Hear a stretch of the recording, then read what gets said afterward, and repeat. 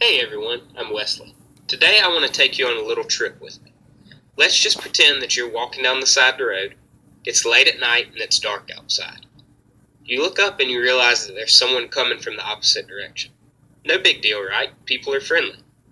The closer that person gets, you realize that they actually have something in their hand. It might make you a little bit nervous. Well, he gets a little bit closer and you realize it's actually a gun that the person's got in his hand. Does that make you nervous at all? It should. I mean, guns are dangerous, right? They kill a lot of people every year. Well, let's just look at some of the numbers of how many people they actually do kill every year. In the United States alone, guns are responsible for 30,000 deaths a year. Isn't there something we can do to prevent some of these deaths? Well, there's a few things that researchers are looking at right now that might prevent some of these deaths. First off, they want to start microchipping all guns. That would make it where you would be able to trace that gun at all times and figure out where it's at and who its owner is. The second thing researchers want to do is they want to do background checks on anyone trying to purchase ammunition. That background check would tell whether you're a convicted felon or whether you have a clean criminal history. The third thing researchers want to do is they want to make it mandatory to have a license to be able to buy a firearm. That license would do basically the same thing as the background check. It would tell whether you're a convicted felon or whether you have a clean criminal history. One more thing they want to do to prevent some of these deaths is they want to get rid of the stand your ground law.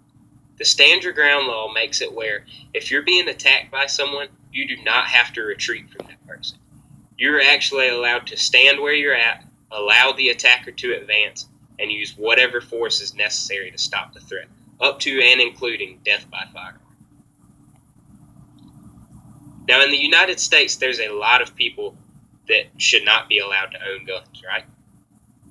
The government is pushing for stricter background checks due to the recent rise in mass murders by criminals and mentally handicapped people who were deemed not responsible enough to own a gun. Now, in the United States, there's actually 3 people who are not allowed to own a gun right now. Number 1 is convicted felons. Number 2 is illegal aliens. And number 3 is anyone previously diagnosed with a mental illness. Well, let's look at some facts on those 3 categories of people. Number 1 is illegal aliens. Between 2011 and 2014, 111 already incarcerated illegal immigrants were proven to be guilty of murder.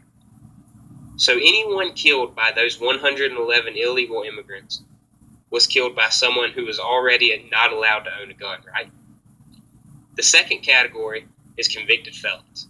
Approximately 64% of gun-related homicides were committed by someone who was already a convicted felon. So that's 64% of our gun-related deaths that should have never happened because that person's not allowed to own a gun, right? The third category of people are mentally ill people. Now, this category, the numbers were a little fuzzy. I actually found studies claiming anywhere from 23% to 67% of mass murderers were diagnosed to be mentally ill.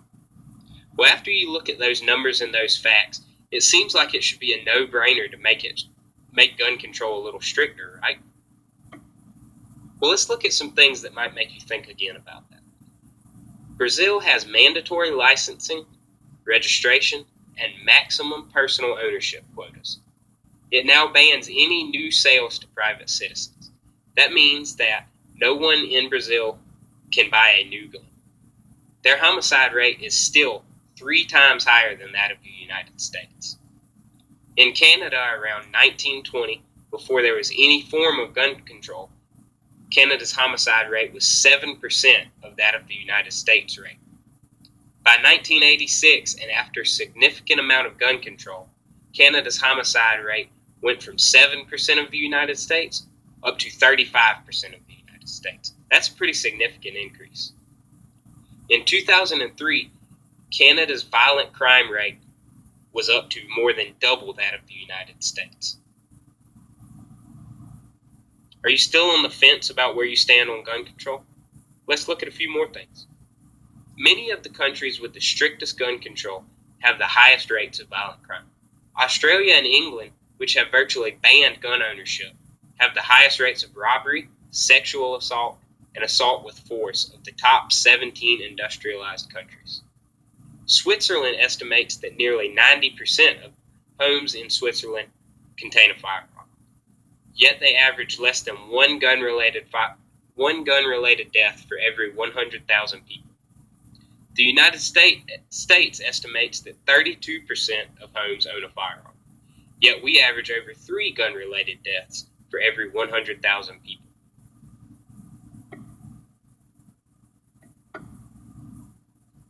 So gun control works, right?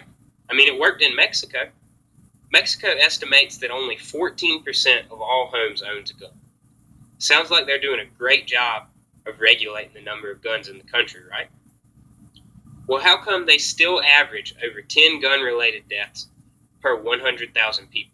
That's over 3 times the average of deaths in the United States due to guns.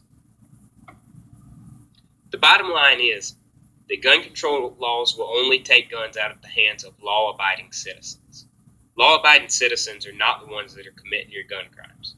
Regardless of how strict you make gun laws, criminals are still going to find a way to get their hands on them.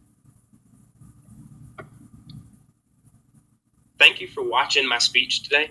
I hope you enjoyed it.